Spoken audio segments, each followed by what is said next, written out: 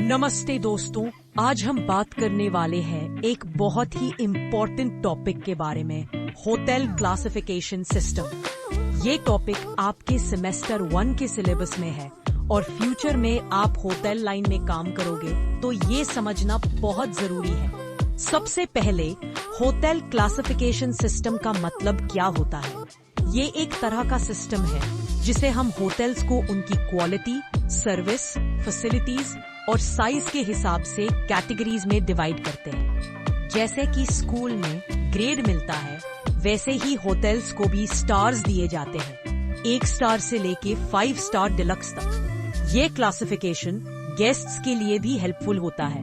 उनको पता चल जाता है कि किस होटल में कैसी सर्विस मिलेगी, और होटल ओनर्स के लिए भी ये एक बेंचमार्क होता है जिसे उनको पता चलता है कि उनकी सर्विस किस लेवल की है और उनको क्या इम्प्रूव करना है। अब बात करते हैं ministry of tourism, government of India की रोल के बारे में। ये मिनिस्ट्री एक कमेटी बनाता है जिसका नाम है HRACC, hotel and restaurant approval and classification committee. ये कमेटी चेक करती है कि होटल में कौन कौन से फैसिलिटीज हैं, जैसे AC, lift, restaurant, swimming pool, room service और क्लीनलीनेस।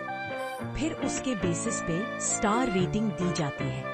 एक और इम्पोर्टेंट बात है होटल का साइज, जिसे हम कहते हैं लेटेबल रूम्स। लेटेबल रूम्स मतलब वो रूम्स जो गेस्ट के स्टे के लिए अवेलेबल होते हैं। होटल का साइज भी एक फैक्टर होता है क्लासिफिकेशन के लिए, क्योंकि बड़े होटल में फैसिलिटीज भी ज्यादा होती है। जितना बड़ा और अच्छा होटल होगा उतनी अच्छी स्टार रेटिंग मिलेगी, और हायर स्टार रेटिंग का मतलब है ज्यादा गेस्ट, ज्यादा पैसा और अच्छा बिजनेस। लेकिन सब कुछ इतना इजी भी नहीं होता। छोटे होटल्स को स्टार क्लासिफिकेशन लेना मुश्किल लगता है, क्योंकि उनके पास इतना फंड या इंफ्रास्ट्रक्चर नहीं होता, और डॉक्यूमेंट्स और इंस्पेक्शन के प्रोसेस भी काफी टफ होती है। इसीलिए उनको गवर्नमेंट से सपोर्ट चाहिए होता है। पर अगर ये क्लासिफिकेशन सिस्टम ट्रांसपेरेंट और ऑनलाइन हो जाए तो काफी आसानी हो सकती है। जैसे अगर डिजिटली अप्लाई कर सके और कोई थर्ड पार्टी ऑडिट हो तो सबको इक्वल चांस मिलेगा। ये क्लासिफिकेशन सिस्टम का एक और फायदा ये है कि टूरिज्म इंडस्ट्री भी ग्रो करती है। जब फॉरेन या डोमेस्टिक टूरिस्ट को पता होता है कि उन्हें एक सर्टिफाइड होटल मिलने वाला है तो उनका भरोसा बढ़ता है।